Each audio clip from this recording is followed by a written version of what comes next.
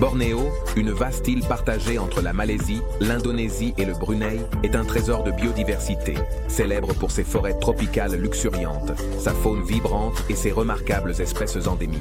Cependant, sous son feuillage verdoyant se cache un monde étrange et inattendu. Bienvenue dans l'inédit.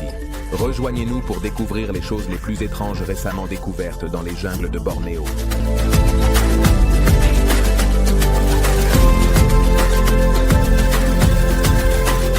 Numéro 18, le gigantesque et imposant géant de la forêt tropicale. Au cœur de la vallée de Danum à Bornéo, un nouveau record a été établi en 2017. L'arbre tropical le plus haut du monde y a été découvert. Ce colossal arbre méranti jaune qui atteint la hauteur stupéfiante de 93 mètres a dépassé le précédent record de pas moins de 4,5 mètres. Pour vous donner une idée, cet arbre est plus haut que la Statue de la Liberté et seulement quelques mètres de moins que le Big Ben. Mais ce n'est pas seulement sa hauteur qui impressionne. La canopée de cet arbre s'étend sur une largeur incroyable de 40 mètres, créant un immense parasol de feuilles et de branches. C'est comme un gigantesque complexe d'appartements pour les innombrables espèces qui habitent la forêt tropicale. La découverte de ce colosse gigantesque a été réalisée par Gregory Hassner, un scientifique de la Carnegie Institution for Science de l'Université de Stanford. Hassner et son équipe effectuaient une reconnaissance aérienne de la région lorsqu'ils sont tombés non seulement sur un, mais sur 50 arbres dépassant le précédent record de hauteur. Hassner, qui a eu le privilège de voir ce colosse en personne, a décrit l'expérience comme profondément marquante. Il n'est pas difficile de comprendre pourquoi se tenir au pied d'un arbre presque aussi haut qu'un terrain de football donne forcément à quiconque l'impression d'être minuscule. Mais pourquoi poussent-ils ainsi? Pourquoi ces arbres grandissent-ils autant? Tout cela s'explique par la compétition pour la lumière du soleil. Dans les denses forêts tropicales de Bornéo, les arbres sont engagés dans une lutte constante pour dépasser leurs voisins et s'assurer une place au soleil. Plus un arbre est haut, plus il peut capter de lumière et plus il a d'énergie pour grandir et se reproduire. Numéro 17. Les ours malais. Quand tu penses aux ours, qu'est-ce qui te vient à l'esprit? Les ours bruns pêchant le saumon en Alaska? Les ours noirs attaquant des campements à Yosemite? Et si tu imaginais un ours assez petit pour tenir dans ton sac à dos? Voici l'ours malais, l'espèce d'ours la plus petite du monde et l'une des créatures les plus fascinantes des forêts de Bornéo. Ne te laisse pas tromper par leur taille. Les ours malais sont de féroces prédateurs dotés d'un redoutable arsenal de griffes et de dents. Ces acrobates arboricoles passent une grande partie de leur temps dans la canopée, utilisant leurs longues griffes recourbées pour ouvrir les nids de termites et extraire les insectes juteux qui s'y trouvent. Ils possèdent aussi une mâchoire impressionnante, capable de briser les noix et les fruits les plus durs. Mais les ours malais ne sont pas seulement de habiles chasseurs. Ce sont aussi des maîtres dans l'art de la cueillette, avec un régime alimentaire varié qui comprend tout, du miel et des baies jusqu'aux petits mammifères et reptiles. En fait, leur nom scientifique, Polarctos malayanus, signifie ours malais du miel, un clin d'œil à leur amour pour le nectar doux et collant. L'une des caractéristiques les plus distinctives de l'ours malais est la tache de poils dorés ou blanches sur sa poitrine, qui lui donne presque l'apparence d'un bavoir. Certaines personnes disent même qu'elle ressemble à un soleil levant. C'est de là que vient le nom d'ours malais. Mais cette déclaration de mode saisissante n'est pas seulement là pour faire joli. On pense qu'elle joue un rôle dans la communication et la reconnaissance entre les ours malais à l'état sauvage. Numéro 17. La grenouille volante. Dans les denses forêts tropicales de Bornéo, un petit amphibien doté d'un talent extraordinaire s'est caché à la vue de tous. La grenouille volante de Bornéo, découverte au début des années 2000, est une véritable maîtresse des arts aériens, capable de planer à travers la canopée avec une aisance remarquable. À première vue, cette minuscule grenouille, qui ne mesure que 7 cm de long, peut ne pas sembler impressionnante, mais ne te laisse pas tromper par sa taille. La grenouille volante de Bornéo est une véritable merveille de l'évolution. Son arme secrète? Une paire de pattes palmées de grande taille et des replis supplémentaires de peau le long de ses membres qui lui permettent de voler d'arbre en arbre. Mais les talents de la grenouille volante de Bornéo ne s'arrêtent pas là. Ce petit artiste est aussi un maître du déguisement, avec la capacité de changer de couleur comme un caméléon. Le jour, elle arbore une teinte brune terne qui l'aide à se camoufler contre l'écorce des arbres. Mais à la tombée de la nuit, la grenouille se transforme en une teinte vibrante de vert, parfaitement camouflée parmi les feuilles. Numéro 15. Le majestueux cerf sambar. Le cerf sambar, l'une des plus grandes espèces de cerfs au monde, parcourt les luxuriantes forêts tropicales de Bornéo. Ces géants nocturnes peuvent atteindre la taille impressionnante de 2 mètres de long et peser environ 200 kilos. C'est à peu près le poids d'un piano à queue. En fait, le plus grand cerf sambar jamais enregistré pesait plus de 450 kilos. Malgré leur taille imposante, les cerfs sambars sont plutôt timides et préfèrent passer inaperçus. Ils passent la journée à somnoler dans la végétation dense et ne sortent que la nuit pour chercher des feuilles, des jeunes pousses et des fruits. Mais ne te laisse pas tromper par leur nature douce. Lorsqu'ils sont effrayés, ces cerfs peuvent émettre un fort aboiement d'alarme connu sous le nom de pooking ou belling, qui ressemble à la version naturelle d'une alarme de voiture. Si jamais tu te retrouves face à face avec un cerf sambar, il vaut mieux garder tes distances s'il se sent menacé. On sait qu'ils donnent de puissants coups de pied et dressent leur crinière, ce qui crée une démonstration intimidante. Et qui pourrait les en blâmer? Avec des prédateurs comme les tigres et les léopards qui rôdent. Un cerf sambar doit être prêt à tenir bon. Fait intéressant, l'apparence du cerf sambar peut varier considérablement dans son aire de répartition, qui s'étend de l'Inde jusqu'au sud-est asiatique. Cela a entraîné une grave confusion taxonomique, avec plus de 40 noms scientifiques différents utilisés pour décrire l'espèce au fil des ans. Numéro 14. Orang-outan. Lorsqu'il s'agit de la faune emblématique de Bornéo, il est difficile de surpasser l'orang-outan. Ces primates poilus à la fourrure brun-roux sont les plus grands mammifères arboricoles du monde et on ne les trouve nulle part ailleurs sur la planète. Mais ce qui est triste, c'est que les orangs-outans sont en danger critique d'extinction, puisqu'il ne reste qu'environ 100 000 individus à l'état sauvage. Il existe 3 sous-espèces reconnues d'orang-outans, toutes vivantes à Bornéo. L'orang-outan du nord-ouest de Bornéo est le plus rare, avec seulement environ 1500 individus restants. L'orang-outan du centre de Bornéo possède la plus grande population, avec environ 35 000 individus. Et n'oublions pas l'orang-outan du nord-est de Bornéo, qui fait lui aussi face à un avenir précaire. Les orang-outans sont de véritables maîtres des cimes, car ils passent presque tout leur temps au-dessus du sol de la forêt. Leurs bras longs et puissants ainsi que leurs mains préhensiles les rendent parfaitement adaptés à la vie dans la canopée. Et lorsqu'ils descendent au sol, ils marchent à 4 pattes, utilisant leurs jointures pour supporter leur poids, une caractéristique unique parmi les primates. Mais les orang-outans sont bien plus que leur habileté à grimper.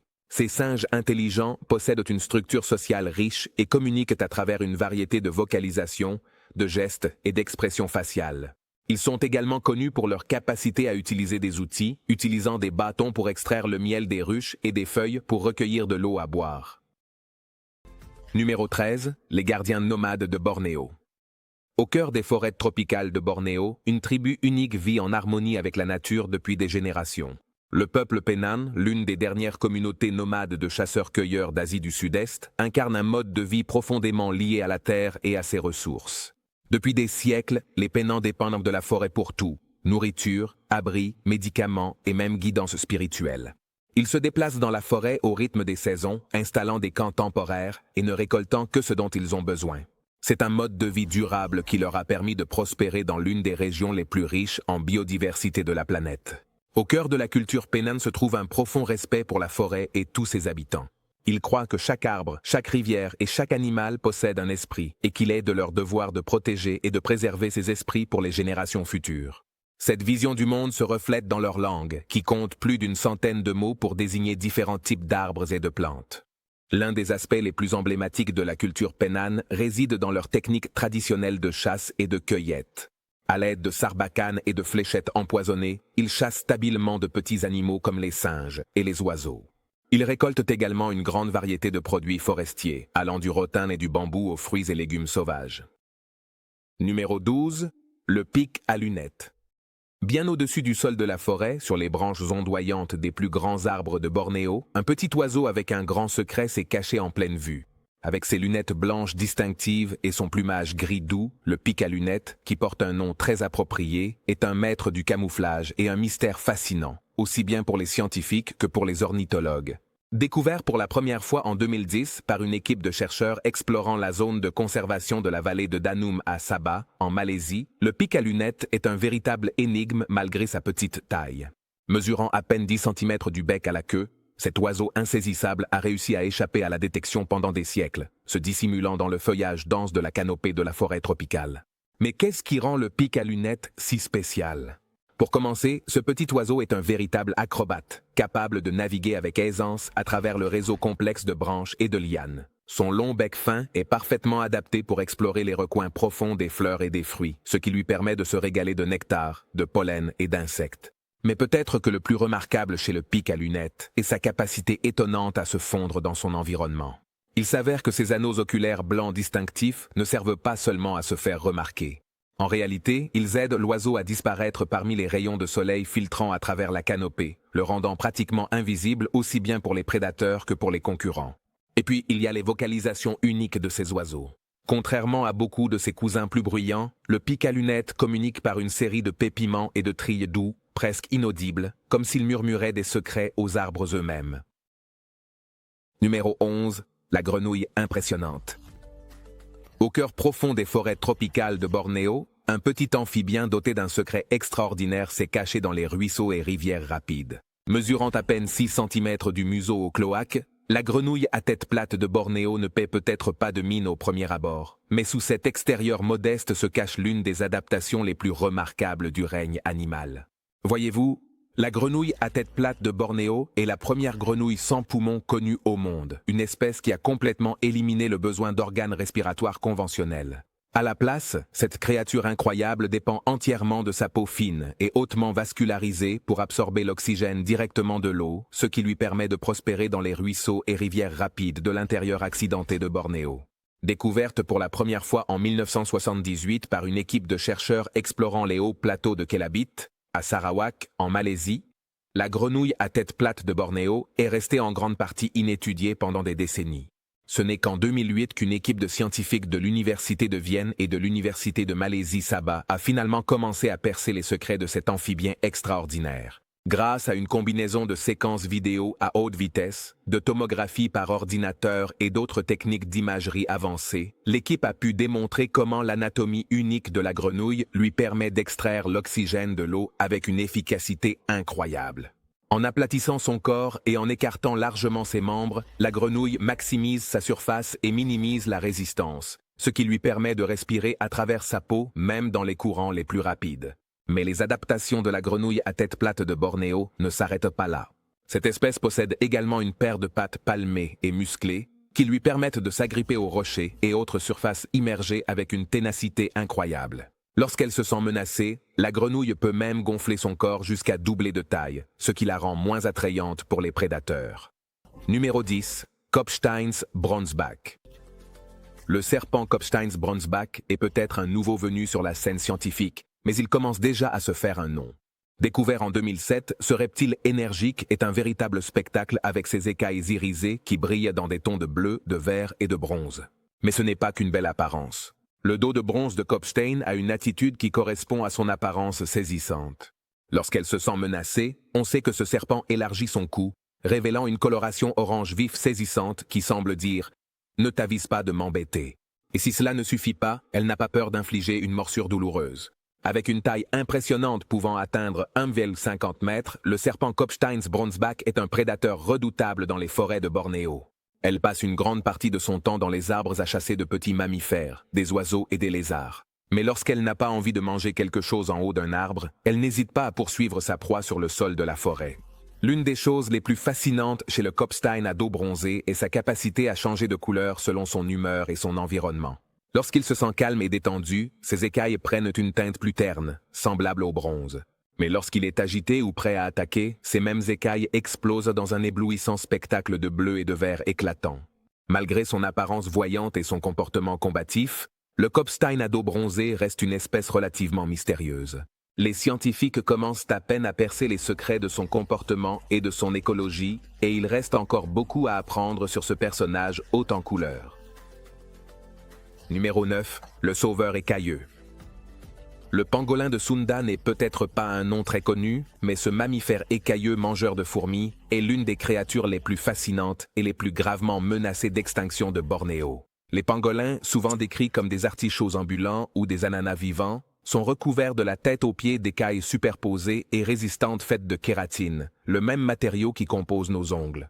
Mais le pangolin de Sunda est bien plus qu'une simple armure. Ce collecteur nocturne est un maître du sol forestier et utilise sa longue langue collante pour aspirer les fourmis et les termites de leur nid. En fait, sa langue est si longue qu'elle peut s'étendre jusqu'à 40 cm, soit plus que la longueur de tout son corps. Lorsqu'il se sent menacé, le pangolin de Sunda a quelques tours dans sa manche écailleuse. Il peut s'enrouler en une boule bien serrée, utilisant ses écailles comme un bouclier protecteur contre les prédateurs. Et si cela ne suffit pas, il peut libérer un jet malodorant et nocif de ses glandes anales, une méthode infaillible pour dissuader même l'attaquant le plus déterminé. Mais malgré ses capacités défensives, le pangolin de Sunda doit livrer une bataille difficile pour sa survie. Le braconnage pour ses écailles, très prisé dans la médecine traditionnelle chinoise, a décimé les populations sauvages en Asie du Sud-Est. En fait, les pangolins sont les mammifères les plus trafiqués au monde, avec un trafic estimé à 100 000 individus chaque année. En 8e position, le phasme géant. Au plus profond des forêts tropicales de Bornéo, une créature qui semble tout droit sortie d'un film de science-fiction se cache parmi les feuilles et les branches. Avec un corps pouvant atteindre l'incroyable longueur de 30 cm, le phasme de Shan est l'un des insectes les plus longs du monde, et aussi l'un des plus étranges. Découvert en 2008 par une équipe de scientifiques explorant les forêts de Sabah, en Malaisie, le phasme de Shan est un véritable géant parmi les insectes. Son corps long et mince est recouvert de minuscules poils qui l'aident à se camoufler dans le feuillage environnant, le rendant presque invisible à l'œil non averti. Mais ce qui distingue vraiment le phasme de Shan, c'est sa taille incroyable. Les femelles de cette espèce peuvent atteindre des longueurs allant jusqu'à 32 cm, avec des pattes qui mesurent un impressionnant 53 cm d'une extrémité à l'autre. C'est plus long qu'une règle scolaire typique et largement suffisant pour mettre mal à l'aise même les entomologistes les plus courageux. Cependant, malgré sa stature impressionnante, le phasme géant de Shan est une créature relativement pacifique. Comme d'autres insectes phasmes, il passe la majeure partie de son temps à grignoter des feuilles et à essayer d'éviter d'être mangé par les prédateurs. Mais même avec son impressionnant camouflage, cet insecte géant n'est pas invincible. Numéro 7. L'insaisissable poisson zèbre. Dans les profondeurs des ruisseaux et des marécages ombragés des forêts tropicales de Bornéo, un poisson étrange s'est caché dans les eaux troubles. Avec ses rayures de zèbre frappantes et son comportement timide, ce poisson, dont le nom est si bien choisi, a longtemps échappé à l'attention des scientifiques et des passionnés de la nature. Ce n'est qu'en 2008 que cette espèce énigmatique a finalement reçu une description scientifique officielle, après des années passées inaperçues dans les profondeurs des canaux de Bornéo. Mais même aujourd'hui, une grande partie des poissons à rayures de zèbre restent un mystère. Ce que nous savons, en revanche, c'est que ce minuscule poisson, qui ne mesure que de 4 à 6 cm de long, est un maître du camouflage. Ses rayures blanches et noires lui permettent de se fondre parfaitement dans la lumière tachetée qui filtre à travers la canopée de la forêt tropicale, le rendant presque invisible aussi bien pour les prédateurs que pour les proies. Mais la nature insaisissable du poisson à rayures de zèbre n'est pas seulement une question de camouflage. Cette espèce timide est également réputée pour sa discrétion lorsqu'il s'agit de se nourrir. Elle jaillit de la sécurité des troncs immergés et de la végétation saillante pour attraper de petits invertébrés et insectes avant de se retirer rapidement dans sa cachette. Numéro 6. Le calao rhinocéros. Bien au-dessus de la canopée des forêts tropicales de Bornéo, un oiseau aux proportions mythiques fend les cieux. Avec une envergure pouvant atteindre 1,80 mètres et un énorme casque en forme de tonneau sur son bec, le calao rhinocéros est un spectacle à couper le souffle. Ce géant ailé est l'un des plus grands oiseaux d'Asie, et il n'est pas difficile de comprendre pourquoi. Sa taille impressionnante et son apparence saisissante en ont fait un symbole de puissance et de majesté dans toute son aire de répartition, des forêts de Bornéo jusqu'aux montagnes du sud-est asiatique continental. Mais le calao rhinocéros est bien plus qu'un joli visage. Cet oiseau est une espèce clé dans les forêts de Bornéo et joue un rôle vital dans la dispersion des graines et le contrôle des nuisibles. Son énorme bec et ses puissantes mâchoires lui permettent d'ouvrir même les fruits et les noix les plus dures, dispersant les graines partout alors qu'il s'élève au-dessus de la canopée. Et il le fait. Malgré sa taille, le calao rhinocéros est un oiseau volant incroyablement agile, capable de se déplacer avec aisance à travers la dense végétation de la forêt. Ses ailes sont spécialement adaptées pour manœuvrer entre les arbres, grâce à une série de plumes en forme de doigts qui lui permettent d'effectuer des virages serrés et des arrêts brusques en plein vol. Mais ce qui est peut-être le plus impressionnant chez le calao rhinocéros, c'est son importance culturelle. Dans de nombreuses régions de Bornéo, cet oiseau est vénéré comme un symbole de chance, de prospérité et de fertilité. Ses plumes et son casque sont très prisés pour l'artisanat et les rituels traditionnels. Et l'oiseau lui-même est souvent représenté dans l'art et le folklore locaux. Numéro 5. Les joyaux florissants. Au cœur des luxuriantes forêts tropicales de Bornéo se cache un trésor botanique qui n'attend qu'à être découvert. Avec plus de 3000 espèces d'orchidées que l'on ne trouve nulle part ailleurs dans le monde, cette île est un véritable paradis, aussi bien pour les amateurs de plantes que pour les scientifiques. Et ces dernières années, ce trésor n'a fait que s'enrichir.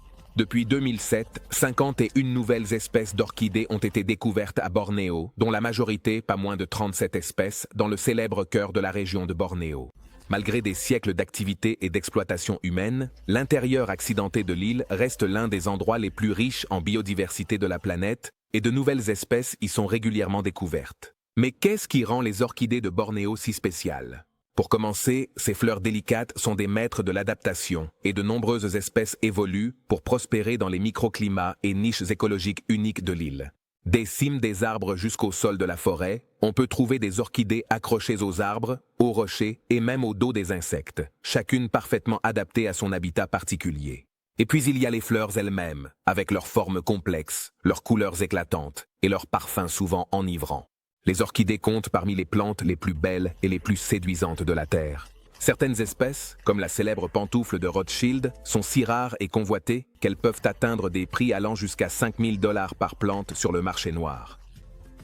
Numéro 4, le varan-d'Earl. Dans les forêts denses et ombragées de Bornéo, un grand prédateur ancien rôde entre les feuilles et les branches. Avec son armure écailleuse et ses mâchoires puissantes, le varan-d'Earl de Bornéo est un chasseur redoutable, capable d'abattre des proies bien plus grandes que lui. Mais malgré sa réputation redoutable, ce reptile énigmatique demeure l'un des moins compris et des plus menacés de Bornéo, parmi de nombreuses espèces endémiques. Décrit pour la première fois par des scientifiques au début du 19e siècle, le varan-d'Earl de Bornéo est une véritable rareté parmi les lézards. Comme son nom l'indique, cette espèce ne possède pas d'ouvertures auditives externes, une caractéristique pourtant déterminante chez la plupart des autres varans, un trait qui a longtemps intrigué aussi bien les herpétologistes que les biologistes de l'évolution. Mais l'anatomie inhabituelle du varan-d'Earl de Bornéo ne s'arrête pas là. Avec un corps mince, semblable à celui d'un serpent, et une longue queue puissante, ce lézard est parfaitement adapté à la vie arboricole, où il passe la majeure partie de son temps à prendre le soleil et à chasser ses proies. Avec ses sens aiguisés et ses réflexes ultra rapides, c'est un prédateur redoutable, capable d'abattre aussi bien des oiseaux et des rongeurs que d'autres lézards, voire de petits mammifères. Malgré sa taille impressionnante, les mâles adultes peuvent atteindre jusqu'à 2 mètres de long, et sa réputation de redoutable prédateur, le varan-d'Earl de Bornéo reste cependant une créature mystérieuse. En raison de sa nature discrète et de sa préférence pour des habitats reculés et préservés, cette espèce a longtemps été ignorée, aussi bien par les scientifiques que par les défenseurs de l'environnement. Et, par conséquent, une grande partie de sa biologie et de son comportement demeure inconnue. Troisièmement, la limace de Sabah.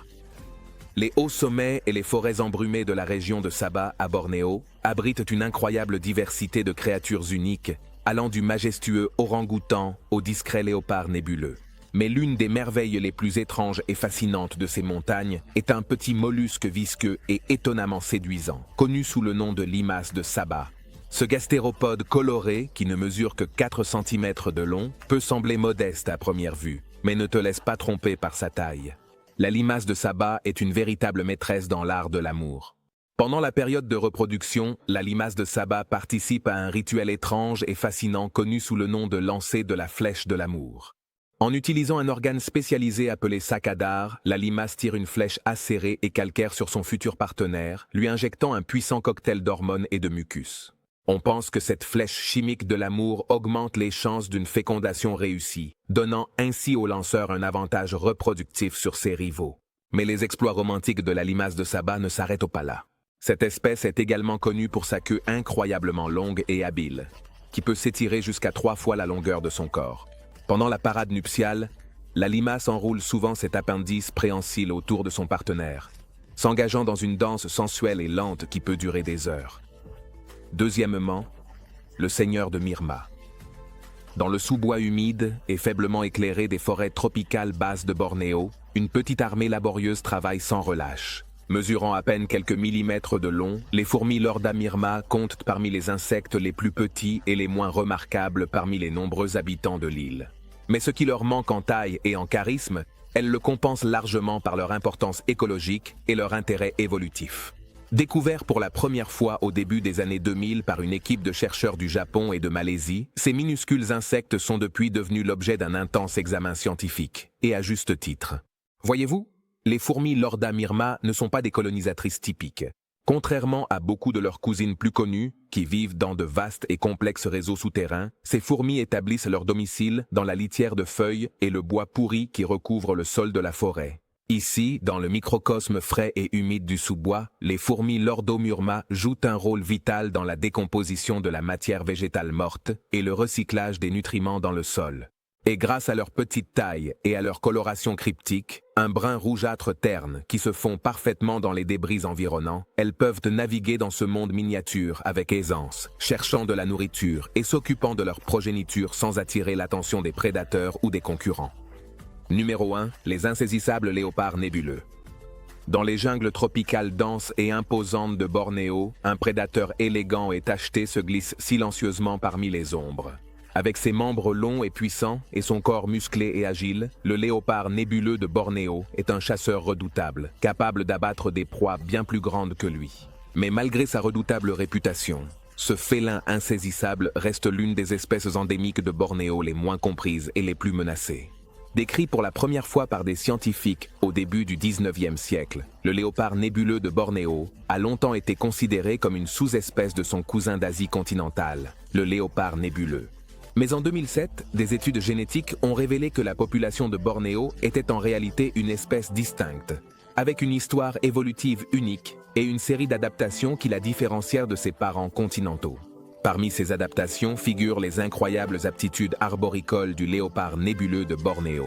Avec ses griffes longues et acérées ainsi qu'un corps souple et allongé, ce félin est parfaitement adapté à la vie dans les arbres, où il passe une grande partie de son temps à chasser des proies et à naviguer dans le complexe écosystème de la canopée. Grâce à ses sens aiguisés et à ses réflexes ultra rapides, c'est un prédateur redoutable, capable d'abattre aussi bien des singes et des gibbons que des cerfs et des sangliers sauvages.